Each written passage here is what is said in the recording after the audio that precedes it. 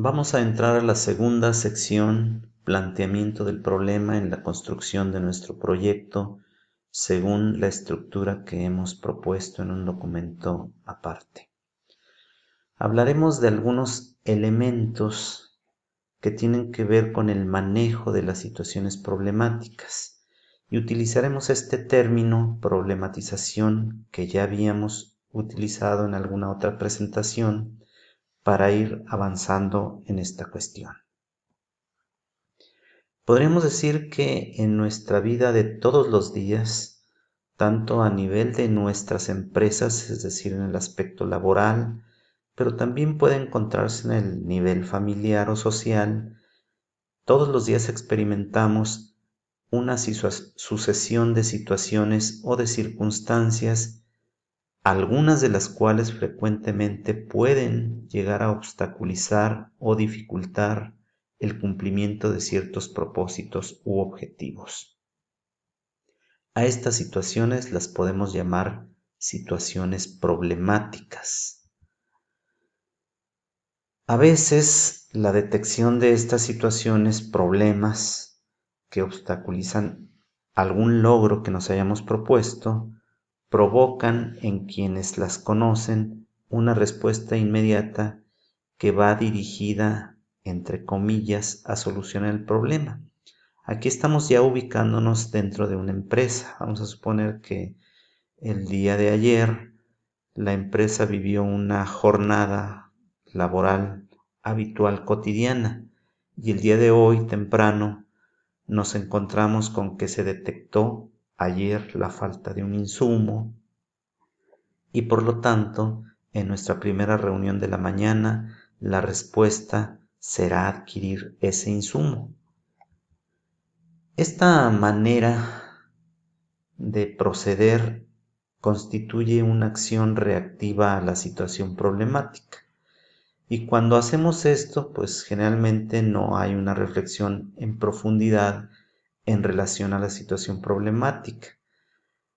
Y pues para hacer estas acciones reactivas, pues no requerimos de tener conocimientos administrativos previos y pudiera decirse que esta es una actitud automática y es el comportamiento típico del personal operativo, pero no debe ser el comportamiento típico del personal directivo, porque esto ofrece a los funcionarios de este nivel directivo una oportunidad para poder problematizar.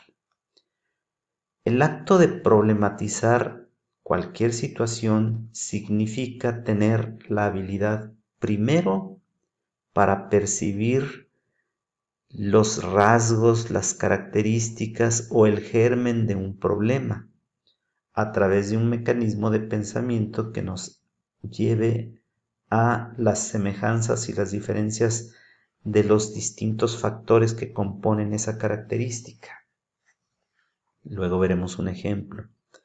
Después de esto, habría que analizar el problema, y analizar el problema significa descomponer el problema en cada una de sus partes para identificar cómo están unidas cada una de esas partes y posteriormente poder sintetizar, es decir, volver a juntar todas las partes, pero una vez que podemos o somos capaces de involucrar en esta nueva visión de la situación problemática las relaciones y las dificultades o facilitadores que hubiera en estas relaciones que previamente hemos identificado en el análisis. Es por lo tanto muy claro que una situación de estas puede ser vista como una situación problemática y que un problema detectado en nuestras empresas siempre obligan a una solución. Esto es así porque es la única forma de transformar, solucionando el problema, el entorno. Quien no advierte problemas no puede avanzar porque, pues si no hay problemas, no podemos dar un paso hacia adelante. Así entonces, los problemas siempre imponen una necesidad y sabemos que todo directivo de una institución ha sido contratado para identificar problemas y para solucionarlos. La diferencia entre este tipo de directivos, que son gestores, gerentes y administradores, y el personal operativo es la habilidad que estos tengan para problematizar. Ya hemos dicho en alguna otra sección que el conjunto de problemas que se encuentran en una empresa o institución o en un departamento específico dentro de la empresa se identificarán mejor si se sigue la metodología adecuada para conformar un diagnóstico del cual ya hablamos en una presentación previa. El diagnóstico aportará los elementos visibles de muchas situaciones problemáticas que nos impiden seguir avanzando. Ya sabemos pues que los problemas no son algo que exista de manera natural, son una construcción mental que pasa por nuestra percepción primero, por nuestro análisis y por nuestra síntesis tal como hemos dicho, y de lo cual veremos algún ejemplo enseguida. Supongamos que estamos en el principio, en la percepción de una situación. Supongamos que estamos en un hospital y hoy temprano nos hemos reunido para ver cómo transcurrió la jornada de anoche o de ayer.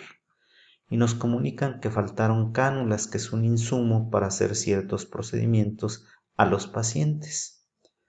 La pregunta es, ¿esta falta de cánulas constituye algo que es aislado o es parte de un grupo mayor de faltantes o se da de manera consecutiva muy frecuente? ¿Cómo le haremos para contestarnos esta pregunta? Pues debemos comparar, saber cuántas cánulas debería haber y cuántas faltaron. Deberíamos utilizar puntos de referencia para saber si esto ha ocurrido de manera muy frecuente o si es un hecho aislado. Si esto sucedió ayer pero no ha sucedido en el último año más que 2 veces, pues seguramente no es una situación problemática que nos afecte. Pero si esto últimamente viene constituyéndose como un hecho mucho más frecuente, pues es necesario llegar o pensar en estos factores para poder contestar esta pregunta y poder caracterizar el problema. Por ejemplo, podemos llegar a la conclusión de que no hay en el almacén este tipo de insumos desde hace 2 semanas, que por lo tanto las necesidades para las que se utilizaba este insumo no han sido satisfechas, o que tal vez los procedimientos no se han llevado de la manera más adecuada, que están incompletos, o que aparte se asocia a faltantes en otros insumos o en otros materiales. Finalmente tenemos que ponerle un nombre al problema, por ejemplo, incremento en el desabasto de materiales e insumos. Todo este procedimiento de pensamiento que va desde la percepción hasta la identificación de una situación problemática como esta, pasando por la caracterización como esto, y llegando hasta el enunciado final de dicho problema. Una vez que tenemos este enunciado, que sería este, estamos en condiciones de irnos al siguiente paso después de la percepción, que ahora estaríamos hablando del análisis del problema. Y ya hemos también mencionado que para analizar un problema es necesario o frecuentemente benéfico utilizar algunas técnicas o procedimientos como el árbol de problemas, cuyos rasgos principales ya hemos enunciado en otra parte. El esquema del árbol de problemas lleva en su tronco el enunciado de la situación problemática, incremento del desabasto de los materiales e insumos. Y en las raíces lleva las situaciones problemáticas que lo están generando. Podríamos hablar de la planeación inadecuada del proceso de abastos, en este caso. Podríamos hablar de una comunicación incorrecta entre otros procesos y que dio oportunidad para que el abasto no fuera suficiente. O podemos hablar de los recursos cuando hablamos de un presupuesto insuficiente para adquirir todos los insumos necesarios.